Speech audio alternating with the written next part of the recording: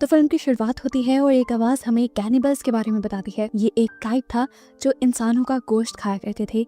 इनका मानना था कि ये लोग जिस इंसान को खाएंगे उसकी जहानत और उसकी ताकत उन लोगों के अंदर आ जाएगी। इसके बाद मूवी स्टार्ट हो जाती है और हमें एक मास्क पहने चार्ली नामी आदमी को दिखाया जाता है जो कि कैनिबल ही है और अब अपने खाने के लिए एक इंसान का शिकार करने के लिए डेजर्ट में निकला है। वो इस टाइम एक औरत के पीछे पड़ा हुआ था। जो औरत उससे बहुत ज्यादा डर रही थी, वो डरते हुए जाकर अपने घर में छुप जाती है, लेकिन चार्ली उसे देख लेता है और अपने एक्स के जरिए उसे मारकर अपने घर ले आता है। जिसके बाद वो इस औरत के मीट से बहुत सारे मीट बॉल्स बनाता है, अपना पेट भी भरता है और फिर इन्हें बेचने के लिए हाईवे रोड के किनारे भी आ जाता है। वो इन्हीं को बेचकर पैसे कमाया करता था। तभी हाईवे से एक गाड़ी गुजरती है और एक कपल उसकी शॉप पे आ जाता है। कि दोनों आपस में लड़ रहे थे क्योंकि लड़का मीट बॉल्स खाना चाहता था और लड़की वीगन थी, वो नहीं चाहती थी कि लड़का मीट बॉल खाए। इनको मीट बॉल सर्व करते हुए चार्ली बहुत सारे जोक भी सुनाता है जिसे इस लड़के ने बहुत एंजॉय किया। यहाँ पे हमें पता चलता है कि चार्ली एक बहुत बड़ा कॉमेडियन बनना चाहता है, लेकिन कभी उसे ऐसा मौका ही नहीं मिला।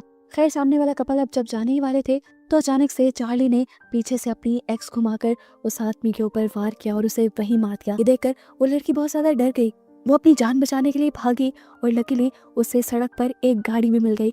इस गाड़ी में एलिनोर नाम की एक लड़की थी जिससे वो अपनी जान के लिए भीख मांगती है, लेकिन एलिनोर उसकी मदद करने से मना कर देती है और रिवील होता है कि वो चार्ली की ही दोस्त थी और उसे पता चल गया था कि ये लड़की इस तरह जो भाग रही है जरूर ये चार्ली का ही शिकार है। जिसके बाद चार्ली यहाँ पर आता है और इस लड़की को मार कर अपने घर ले जाता है। फिर इस कपल के मीट से वो दोबारा से मीट बॉल्स तैयार करना शुरू कर देता है। सीन कट होता है और अब हम एक क्रिस्टल नाम की बड़ी मशहूर सिंगर को देखते हैं। उसे आज एक फेस्टिवल में परफॉर्म करना था जिसके लिए वो जा रही थी। तो रास्ते में चार्ली का एरिया आया जहां एलिनोर खड़ी थी, अपनी गाड़ी खराब होने का नाटक कर रही थी। असल में वो चार्ली के लिए शिकार करने आई थी। क्रिस्टल ने उसे लिफ्ट दे दी और गाड़ी में बैठते ही एलिनोर ने उस पर हमला करके उसे बेहोश कर दिया। इसके बाद चार्ली यहाँ पर आता है और ये दोनों क्रिस्टल को अपने घर के अंदर ले जाते हैं और वहां जाकर चार्ली क्रिस्टल को बांध देता है। क्रिस्टल को जब होश आया तो उसने चार्ली को अपने सामने पाया। चार्ली से पूछा, तुम मुझसे चाहते क्या हो? तो चार्ली ने कहा, कुछ भी तो नहीं, मैं बस चाहता हूँ कि तुम मेरे सामने रहो। ये कहने के बाद उसने क्रिस्टल को बहुत सारे जोक्स सुनाए और क्रिस्टल को समझ नहीं आई कि किडनैपर उसे जोक्स क्यों बैठकर सुना रहा है। क्रिस्टल यहाँ पर चार्ली से कहती है कि मैं तुम्हें मारकर भाग जाऊंगी, लेकिन चार्ली उसकी बात का कोई जवाब नहीं देता और खाना खाने बैठ जाता है। यहाँ पर अब हम शेरिफ लीवर को देखते हैं जिसे खबर मिली थी कि क्रिस्टल डेजर्ट साइड पे गायब हुई है। वो क्रिस्टल की तलाश में था, इसीलिए वो चार्ली का घर भी नॉक करता है, लेकिन चार्ली साफ मना कर देता है कि वो किसी क्रिस्टल नाम की लड़की को नहीं जानता और इस घर में वो अकेला रहता है। अब शेरिफ को कोई शक न हो, वो शेरिफ को अपने घर के अंदर भी ले आया था और यहाँ पर उसने शेरिफ को बहुत सारे जोक्स भी सुनाए, तो इसकी वजह से ये दोनों आपस में काफी फ्रैंक हो गए। कुछ देर बाद चार्ली टीवी देखने के लिए बैठ जाता है जहाँ पर उसे एक क्लब की ऐड नजर आती है। ये क्लब सबको ओपन माइक का मौका दे रहा था। यहाँ पर सभी कॉमेडियन आके स्टैंड अप कॉमेडी कर सकते थे। चार्ली जो हमेशा से एक बड़ा कॉमेडियन बनना चाहता था, उसके लिए ये बहुत ही अच्छा मौका था। वो फैसला कर लेता है कि वो वहाँ जाएगा और इसके बाद वो अपने गाने सुनने लगता है। ये गाना क्रिस्टल का ही था और हमें समझ आ गई कि उसने अभी तक क्रिस्टल को इसलिए नहीं मारा था क्योंकि क्रिस्टल उसकी फेवरेट सिंगर थी। गाने लगाकर वो पुरानी लाशों को काटने लग जाता है और उनके मीट से मीट बॉल बनाना शुरू कर देता है। तभी एलिनोर उसके घर आती है और इससे ख्वाहिश करती है कि मुझे क्रिस्टल के मीट बॉल्स खाने हैं, जिस पर चार्ली ने उसे बताया कि अभी तक उसने क्रिस्टल को मारा ही नहीं है। इसके बाद जब चार्ली क्रिस्टल से मिलने के लिए जाता है तो क्रिस्टल उसके ऊपर बहुत गुस्सा करती है और उसकी बातों से तंग आकर चार्ली उसके मुंह पे टेप लगा देता है। वो आप खाना खाने के लिए टीवी ऑन करता है जहां न्यूज में क्रिस्टल के गायब होने की खबर चल रही थी। क्रिस्टल बहुत मशहूर जो थी और ये खबर सुनकर चार्ली बुरी तरह हंस रहा था जैसे ये कोई बहुत बड़ा मजाक हो। अगले दिन हमें इसी डेजर्ट में दो आदमियों को दिखाया जाता है। वो दोनों शायद चोर थे और पहले कोई कीमती चीज इसी डेजर्ट में छुपा कर गए थे और आज ये लोग वो चीज वापस लेने आए, लेकिन बहुत खुदाई के बाद इन्हें अपना खजाना नहीं मिला। इन्हें सामने चार्ली का घर नजर आया और लगा कि जरूर इस घर में रहने वाले आदमी ने ही उनका सामान चुराया होगा। यहाँ हम देखते हैं कि सच में वो चीज चार्ली के पास ही थी। वो चीज क्या थी ये तो नहीं दिखाया जाता, लेकिन उस चीज को चार्ली देखकर कह रहा था कि ये सब तो इलीगल है। इतनी ही देर में वो दोनों आदमी भी चार्ली के घर के अंदर जाने के लिए बढ़ गए, जहाँ जाकर ये लोग क्रिस्टल को बंधा हुआ पाते हैं। उसे देखकर ये दोनों हंसने लगे, जबकि क्रिस्टल ने इन दोनों को वार्न किया कि यहाँ से भाग जाओ, लेकिन ये लोग जब उसकी नहीं सुनते तो यहाँ पर चार्ली आ जाता है और इन दोनों में से एक आदमी के ऊपर हमला करके उसे मार डालता है। दूसरा आदमी ये देखकर अपनी जान बचाने के लिए भागता है, लेकिन चार्ली भागते हुए बाहर आता है और उस पर भी हमला करके उसे भी मार डालता है। इसके बाद वो इन आदमियों की पॉकेट चेक करता है जहाँ से उसे उस क्लब का पोस्टर मिलता है जो स्टैंड अप कॉमेडी का मौका दे रहे थे और इसमें उस जगह का एड्रेस भी लिखा हुआ था। इसके बाद चार्ली अपने वॉशरूम में जाकर शीशे के आगे खड़ा हो जाता है और अपने आप को तसल्ली देने लगता है कि हाँ, मेरे जोक्स बहुत अच्छे हैं, लोग सुनेंगे तो बहुत एंजॉय करेंगे। जिसके बाद आखिर में वो अपने आप से कहता है, मैं क्यों खुद को झूठी तसल्लियां दे रहा हूँ, मैं जानता हूँ ये सब बातें बकवास हैं और मैं ये सब नहीं कर सकता, मैं अभी इस सब के लिए तैयार ही नहीं हूँ। इसके बाद कुछ सोचते हुए चार्ली जाता है क्रिस्टल के पास और उससे पूछता है, क्या तुम मेरी कोई मदद कर सकती हो? क्रिस्टल भी हैरान हुई। उसने पूछा, कैसी मदद? तो चार्ली ने बोला, तुम एक आर्टिस्ट हो, इतनी सारी ऑडियंस को फेस करती हो, बताओ ऑडियंस को कैसे फेस करना है। जिस पर क्रिस्टल ने कहा, ये कुछ इतने सोचने वाली बात ही नहीं, तुम्हें ऑडियंस के बारे में नहीं सोचना चाहिए, तुम्हें बस जाकर वहाँ पे परफॉर्म करना चाहिए। इंसान को जिंदगी में एक मर्तबा रिस्क लेना ही चाहिए। क्रिस्टल की बातों से उसे बहुत ज्यादा मोटिवेशन मिलती है और आखिर वो भी तैयार होकर फन क्लब के लिए निकल जाता है। शेरिफ और एलेनोर उसे उसके पहले शो के लिए गुड लक कहते हैं और वो फन क्लब पहुंच जाता है अपने अजीबो गरीब हुलिये के साथ। उसके कपड़े खून से सने हुए थे और उसकी बॉडी पे भी खून था। वो अपना हुलिया कैनिबल्स वाला बना कर आया था और उसने अपना नाम भी यहाँ पर कैनिबल कॉमेडियन के नाम से रजिस्टर करवाया था। उससे पहले यहाँ पर बहुत से लोग जोक्स लिख कर लाए थे, वो लोग अपनी परफॉर्मेंस देते हैं जिनको लोग काफी इंजॉय करते हैं और उसके बाद फाइनली चार्ली की भी बारी आ जाती है। उसके जोक्स से सभी लोग बहुत ज्यादा इम्प्रेस हुए थे, सबने उसके जोक्स बहुत एंजॉय किए, यहाँ तक कि उससे पहला कॉमेडियन जिसने यहाँ पे परफॉर्म किया था वो भी उसके जोक्स से बहुत ज्यादा इम्प्रेस हुआ था और ये फन क्लब भी उसी का था। चार्ली से इम्प्रेस होकर वो उसे अगले हफ्ते के शो के लिए भी इन्वाइट कर लेता है। अब क्योंकि उसके जोक्स कैनिबल्स वाले थे तो उसने मजाक में कह दिया कि अगली मर्तबा तुम अपने साथ डेड बॉडी भी ले आना, और ये बात चार्ली ने सीरियस ले ली है। अब एक हफ्ते बाद का सीन दिखाया जाता है, वो सच में एक डेड बॉडी लेकर उस फन क्लब के लिए निकल चुका था। चार्ली को देखकर वो लड़का कहता है, अरे वाह, तुम तो सच में एक डेड बॉडी ले आए, मैंने तो बस वो मजाक में कहा था। इन सबको अभी भी लग रहा था कि ये डेड बॉडी नकली है और सिर्फ उसके शो का पार्ट है। कोई ये नहीं जानता था कि ये असली डेड बॉडी है। इस डेड बॉडी ने चार्ली के शो को 4 चांद लगा दिए थे। उसके शो में जैसे जान डाल दी थी। उसके जोक्स अब बिल्कुल लाइवली महसूस हो रहे थे, जिनको ऑडियंस पहले से भी ज्यादा एंजॉय कर रही थी। इस शो के बाद तो वो कैनिबल कॉमेडियन के नाम से बहुत ज्यादा मशहूर हो जाता है। आज के इस इवेंट के बाद तो वो बहुत ज्यादा खुश था। वो घर आया तो उसने आते ही क्रिस्टल को भी खोल दिया क्योंकि वो बहुत खुश था।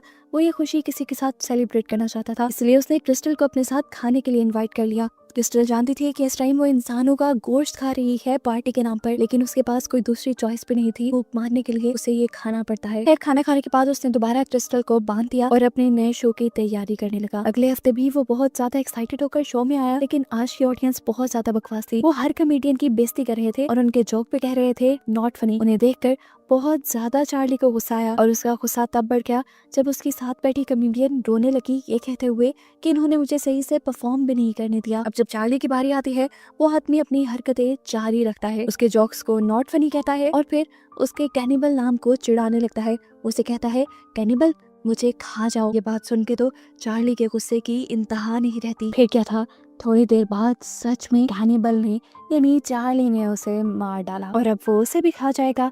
उसको खाने के बाद दोबारा चार्ली अपने नए शो की तैयारी करने लग जाता है। वो बहुत अच्छी स्क्रिप्ट लिखता है जो अगले हफ्ते पहले की तरह हिट हो जाती है। शो के बाद चार्ली बैठा हुआ था, तभी यहाँ का ओनर उसके पास आ गया और उसने चार्ली का स्किन वाला मास्क देख लिया, जिसे देखकर वो डर गया।